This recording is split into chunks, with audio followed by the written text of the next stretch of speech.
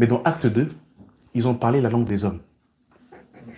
Je ne sais pas si vous me comprenez, en fait. Ils ont parlé la langue des hommes. Les gens, ils ont compris. Il y a une parenthèse aussi. Tout à l'heure, je vous ai dit, ils étaient 120 Galiléens. Il y a quelque chose d'étonnant aujourd'hui, moi, qui m'étonne dans l'Église. C'est que le Seigneur est passé par des Juifs pour que les Juifs parlent la langue des nations. Amen.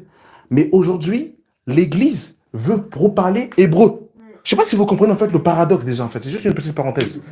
Là, en fait, ce sont des Juifs, des Hébreux, qui parlent l'hébreu, mais le Seigneur permet qu'ils parlent la langue des nations pour que l'évangile soit compris. Je ne sais pas si vous comprenez. Mais nous, on est soit plus spirituel que Dieu, on veut complexifier l'évangile. Alors, je ne dis pas que, par exemple, partout dans l'étymologie du mot, comprendre le grec et l'hébreu, ou même pour ceux qui apprennent l'hébreu, je ne dis pas qu'ils pêchent. Mais des fois, en fait, on comprend mal l'évangile, en fait, des fois. Des fois, en fait, on croit que quand on va parler hébreu, on est plus spirituel. Alors que là, ils étaient remplis du Saint-Esprit, mais ils vont parler la langue des nations pour qu'ils comprennent les merveilles de Dieu. Je ne sais pas si vous comprenez un peu. Alors qu'aujourd'hui, on va dire à un inconverti, parle hébreu, pour te rapprocher de Dieu. Je ne sais pas si vous voyez la confusion dans laquelle, en fait, on est. Alors que le but ici, c'était pour que les gens des nations comprennent le message de l'évangile. Vous comprenez? Ça, c'est le premier point.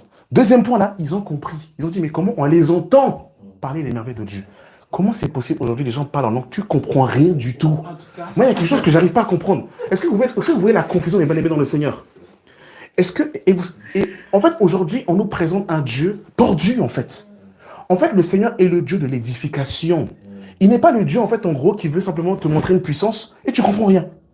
Quand le Seigneur, il parle, il veut que tu comprennes ce qu'il dit. Et c'est pour ça que, en fait, le Seigneur va permettre qu'il parle la langue des nations pour qu'ils comprennent ce qu'ils disent. Aujourd'hui, quelqu'un va parler en langue, et je parlerai après dans un autre enseignement, si Dieu permet, du parlant dans 1 Corinthiens 14, ça c'est encore autre chose. Mais là, dans Acte 2, là, ils ont compris, ils ont dit.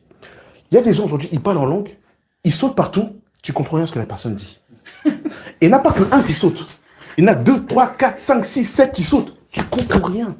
Et là, on va dire, Dieu est là, Dieu est là. C'est la confusion. Je ne sais pas si vous vous rendez compte ici, là.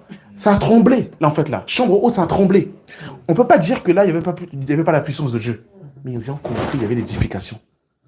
Parce qu'en fait, quand le Seigneur, en fait, passe quelque part, il veut que tu comprennes son langage. Si tu sautes, tu gesticules, qu'est-ce que Dieu a dit? En fait, on te regarde seulement, en fait, on te filme, tu as fait la capoeira, mais Dieu l'a dit quoi? Je ne sais pas si vous comprenez, en fait. En fait, on a mal compris la parole de Dieu. Et c'est pour ça qu'on est dans une... En fait, c'est pour ça que c'est la confusion aujourd'hui. C'est pour ça qu'aujourd'hui, répétez-moi, c'est pas, en fait, c'est pas ça, bien aimé dans le Seigneur. Lisez Acte 2, là, la Pentecôte, vous avez vu là? Tu peux relire, frère, on les entendait parler de quelle langue? On va essayer de décortiquer les langues ici.